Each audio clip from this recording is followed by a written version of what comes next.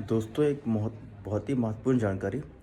जैसा कि आपको पता है, यदि मान लीजिए रात में आपके साथ कभी कोई बदसलूकी करता है या कहीं आपसे आपका कोई दोस्त आपसे में बात करते करते आपसे लड़ाई झगड़ा हो जाता है या आपको कहीं रोक कर कोई आपसे ज़बरदस्ती लड़ाई करने लगता है। लड़ाई झगड़ा करने के बाद जब आप मारपीट आपके साथ जो हो जाती है, आप उसकी रिपोर्ट लिखाने जब थाने पहुंचते हैं, संबंधित क्षेत्र के थाने में पहुंचते हैं, तो वहाँ पर आपसे अजीबो तरह से जब सवाल जवाब किए जाते हैं। कहीं आपने दारू तो नहीं पी थी, कहीं आपने कुछ तो नहीं किया था, मतलब किसी भी तरह से आपसे जानकारी लेने जाता है, कहीं आपकी कुछ गलती तो नहीं थी।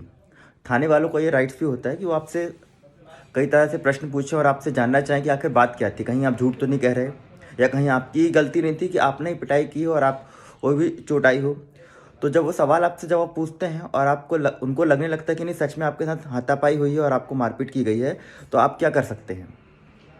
आप बोलेंगे कि मेरी एक एफआईआर दर्ज कर दीजिए, लेकिन थाने वाले क्या करते हैं, एफआईआर ना दर्ज करके एक आवेदन दर्ज कर लेते हैं, जिस पर कार्रवाई करने में 2-3 दिन का विलंब लगा देते हैं, जब तक वो लड़ाई का माहौल भी शांत हो जाता है। और हो सकता है कि दोबारा फिर आपसे वो आप मारपीट करे, क्योंकि उसको तो पता नहीं कि आपने उसके खिलाफ एक आवेदन दिया हो थाने में। जब आपके खिलाफ कार्रवाई नहीं होती हो, तो आप उसकी लिए थाने वालों से उसी समय कहें कि आप इस पर कार्रवाई करें, या तो अन्यथा आप मेरी एफआईआर दर्ज करें। आप उनसे एफआईआर ही कटवाएं। जब थाने में आप पहुँचें, आप उनसे कहिए कि मेरे को जहाँ जहाँ चोट लगी है आप मुझे हॉस्पिटल लेकर जाएं, ताकि आपकी एमएलसी रिपोर्ट भी हो, एमएलसी हो।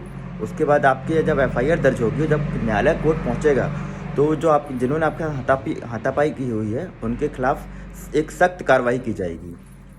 और यदि मान लीजिए कहीं आपके साथ ऐसी दुर्घटना होती है और आपकी थाने में एफआईआर दर्ज नहीं होती, तो आप मुझसे संपर्क कर सकते हैं।